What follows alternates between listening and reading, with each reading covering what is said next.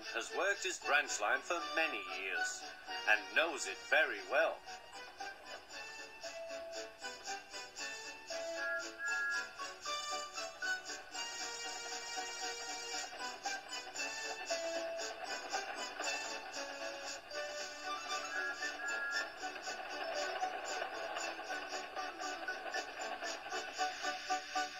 You know just where to stop, Thomas, laughed his driver.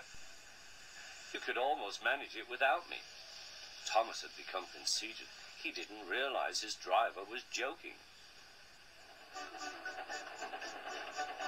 Later, he boasted to the others. Driver says I don't need him now. Don't be so daft, snorted Percy. I'd never go without my driver, said Toby earnestly. I'd be frightened. Huh, boasted Thomas. I'm not scared. You'd never dare. I would then. You'll see. The next morning the firelighter came. Thomas drowsed comfortably as the warm spread through his boiler.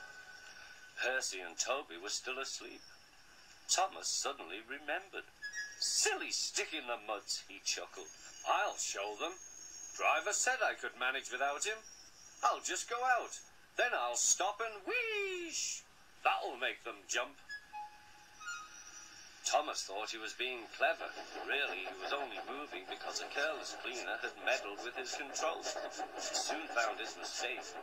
He tried to wheeze, but he couldn't. He tried to stop, but he couldn't. He just kept rolling along. He didn't dare look at what was coming next. There was the station master's house. The station master was about to have breakfast. Horrors! Cried Thomas, and shut his eyes. The house rocked. Broken glass tinkled. Plaster was everywhere. Thomas had collected a bush on his travels. He peered into the room through its leaves. He couldn't speak. The station master was furious. His wife picked up her plate. You miserable engine, she scolded. Just look what you've done to our breakfast. Now I shall have to cook some more. She banged the door. More plaster fell. This time it fell on Thomas. Thomas felt depressed. Workmen propped up the house with strong poles and laid rails through the garden. Meanwhile, Donald and Douglas arrived.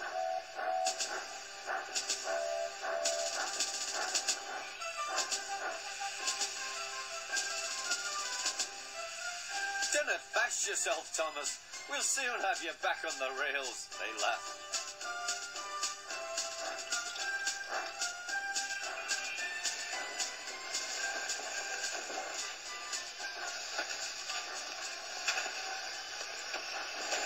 Donald and Douglas, puffing hard, managed to haul Thomas back to safety.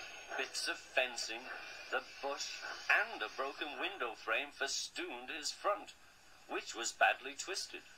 The twins laughed and left him. Thomas was in disgrace. There was worse to come. You are a very naughty engine. I know, sir. I'm sorry, sir. Thomas's voice was muffled behind his bush. You must go to the works and have your front mended. It will be a long job. Yes, sir. Meanwhile, a diesel rail car will do your work. A diesel, sir? Thomas spluttered. Yes, Thomas. Diesels always stay in their sheds till they are wanted. Diesels never gallivant off to breakfast in station masters' houses.